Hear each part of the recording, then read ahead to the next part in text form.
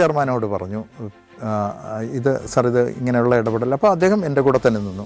ഇല്ല, നമ്മുടെ തീരുമാനം തന്നെയായിരിക്കും, ജൂറിയുടെ തീരുമാനമാണ്, അതിനകത്ത് വേറെ യാതൊരു പ്രശ്നവും ഇല്ല എന്ന് അദ്ദേഹം പറഞ്ഞു. പക്ഷേ ഏറ്റവും അവസാനം ഞാൻ ഒരു ആർട്ട് ഡയറക്ടർ എന്നുള്ള ഒരു റെപ്രസെൻറ്റേഷൻ കൂടി എനിക്ക് അതിനകത്തുണ്ടായിരുന്നു. ആ സമയത്താണ് വിനയൻ്റെ ഒരു ചിത്രത്തിനെതിരായിട്ട്, വിനയൻ്റെ ചിത്രം ഇതിലുണ്ടായിരുന്നു, 19-ാം നൂറ്റാണ്ട്. അപ്പോൾ അതിൽ കണ്ട ചിത്രങ്ങളിൽ ഏറ്റവും മനോഹരമായി ആർട്ട് ഡയറക്ഷൻ നടത്തിയിട്ടുള്ളത് അതിലാണ്. അതിൻ്റെ കമേഴ്ഷ്യൽ വശങ്ങൾ വിടുക, വേറെ എന്ത് തന്നെയായിരുന്നാലും ആർട്ട് ഡയറക്ഷൻ അതിനപ്പുറം മറ്റൊരു സിനിമ ഉണ്ടായിരുന്നില്ല.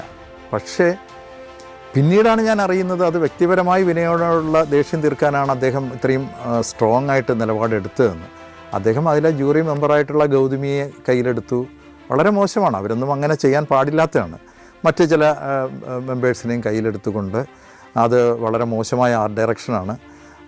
അതിൽ പ്ലൈവുഡിൻ്റെ കഷ്ണം കാണുന്നു, അത് നല്ലതല്ല എന്നൊക്കെ പറഞ്ഞുകൊണ്ട് ഗൗതമി പറഞ്ഞു. അപ്പോഴത്തേക്കും ആദ്യം എന്നോട് കൂടെ ഇത് ഗംഭീരമാണെന്ന് പറഞ്ഞവർ പോലും അഭിപ്രായം മാറ്റുന്ന കണ്ടപ്പോൾ ഇയാൾ ഈ ചെയർമാൻ അത്രമാത്രം സ്വാധീനിച്ചു എന്ന് കൃത്യമായി മനസ്സിലാവുന്നതായിരുന്നു.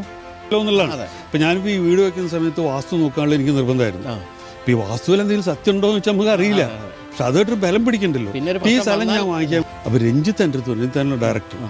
രഞ്ജിത്ത് പറഞ്ഞു, സ്ഥലം നോക്കുമ്പോൾ ഒരു കാര്യം ചെയ്യണം,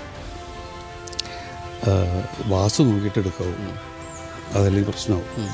മൂപ്പര് കോഴിക്കോട് ഒരു സ്ഥലം എടുത്തിട്ട് മൂപ്പര് വളരെ വിശ്വാസമുള്ള വാസുവിനെ ആളെ കൊണ്ട് കാണിച്ചപ്പോൾ അകത്ത് കാല് വെച്ച് അപ്പം തന്നെ പുറത്തേക്ക് കാല് വെച്ചിട്ട് പറഞ്ഞു ഇവിടെ ഉപയോഗിക്കാൻ പറ്റില്ല,